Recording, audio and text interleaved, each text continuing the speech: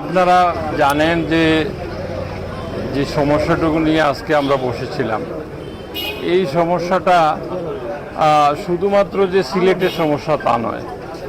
তেলের এই ক্রাইসিসটা মধ্যপ্রাচ্যে যুদ্ধ এবং পুরো বিশ্বে ফুয়েলের দাম বাড়িয়েছে। সকাল 8টার তো পাম্প বই দিয়েছি গ্যাসের লাগে, বুঝছেন না? খারে কিতাব হইতাম আমরা। দেশের যে পরিস্থিতি, তেল গ্যাস সব কিছু মজা খালি সিন্ডিকেট চলে। তারেক ভাই এখানেও কইতে চাই যে আপনার তাই একটু কড়াভাবে আইনগতভাবে তাই একটু সংরক্ষা করুক। সকাল 9টার সময় আইসি পাম্প, দেখি পাম্প গ্যাস নাই। আমরা যদি সকাল থেকে আমরা আগের দিনও জানতাম তাহলে তো আমরা আসতে আইতাম না, যাইতাম আমরা এয়ারপোর্ট যাওয়া আমরা বন্ধ। প্যাসেঞ্জাররা গেছে কি তারা সিএনজি উঠটা বাসে উঠটা আমরা অপেক্ষা করাম গ্যাসের লাগে।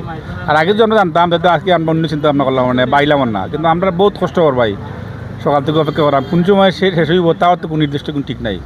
মানে আপনারা কাছে জোর দাবি আর কি, এটা কিছু করে আমরা দৌকা একটা ব্যবস্থা করে আমরা জেলা পাই আর কি হইলা। আমি আইছি নবীগঞ্জ থেকে ডাক্তার লইয়া 8টার সময় থেকে বোয়ার ওরা তো আবার গ্যাস চলে কিতা পারে না। আমরা তো জানিও না যে খেমবে কিতা করো না কীভাবে হয়নি। এইসব গাড়ি তো কেউ ইমার্জেন্সিও আছে, কেউ কিতা লইয়া আছে, ডাক্তার লইয়া আছে, কেউ এয়ারপোর্টের যাত্রী লইয়াও আছে।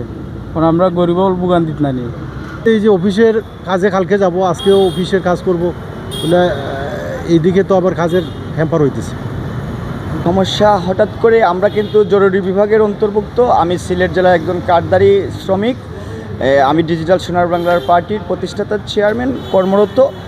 আমরা 10টার দিকেই পাম্পে গ্যাস নেওয়ার উদ্দেশ্যে আজ আমার সুনামগঞ্জে যাওয়ার উদ্দেশ্য ছিল, কিন্তু এতক্ষণ পর্যন্ত গ্যাস পাইনি। গতকালকে থেকেই কোনো বিজ্ঞপ্তি প্রচারণা ছাড়াই সিলেট বিভাগে 4টা জেলায় গ্যাস পাম্প বন্ধ রাখা হয়েছে।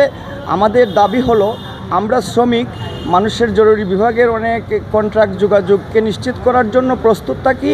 হঠাৎ এভাবে পাম্প বন্ধ হওয়ায় তীব্র নিন্দা জানাচ্ছি। জরুরি ভিত্তিতে দ্রুত গতিতে রাষ্ট্রপক্ষ প্রশাসন সমন্বয়ে এমনকি রাজনীতিবিদরা একত্র হয়ে সিলেট বিভাগের গ্যাস পাম্প দ্রুত গতিতে সিন্ডিকেট ভেঙে দিয়ে চালু করার আহ্বান জানাচ্ছি। আমরা শ্রমিক, আমরা দেশের মানুষের সেবায় জ্বালানি ক্রয় করি। আসসালামু আলাইকুম।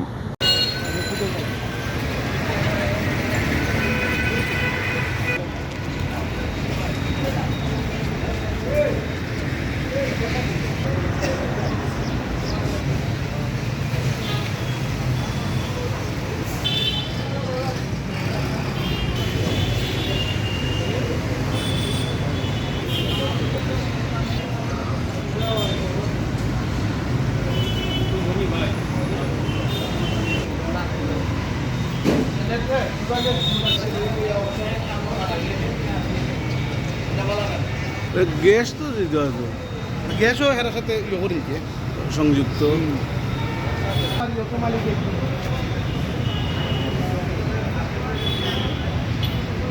বা অন্য অন্য ডিস্ট্রিক্ট অবস্থা খারাপ।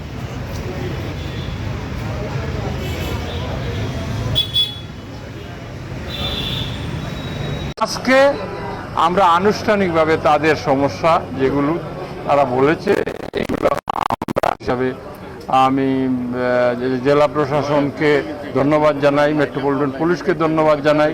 সেই সাথে আমাদের ডাকে সাড়া দিয়ে যে petrol pump owner association, tank lorry association, CNG association, যতগুলো সংগঠন আমাদের ডাকে এসে আমাদের কথা শুনে সমস্যার সমাধান করেছে, তাদেরকেও আমি ধন্যবাদ কৃতজ্ঞতা জানাই।